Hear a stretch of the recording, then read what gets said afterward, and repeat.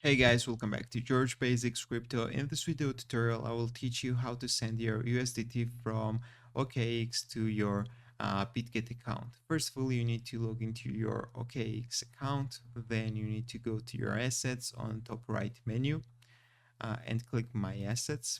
Right here, you need to click Funding and you need to find USDT in the list. Then you need to click these three dots on the right side of the USDT and click withdraw.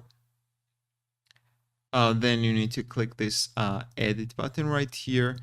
You need to select USDT and you need to select on chain, guys. This is important. Then click next. And now we need to select the network, select USDT withdrawal network. And as you can see, OKX doesn't support BIP20 network. And we need to choose TRC20. It has got the lowest fees. Then go to Bitget and let's find USDT TRC20 wallet address. Let's hover over the wallet icon on the top right menu and go to your spot account.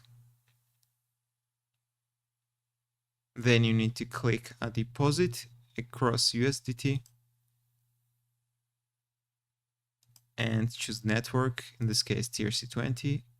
Copy the wallet address. Let's go back to OKX and paste the wallet address right here.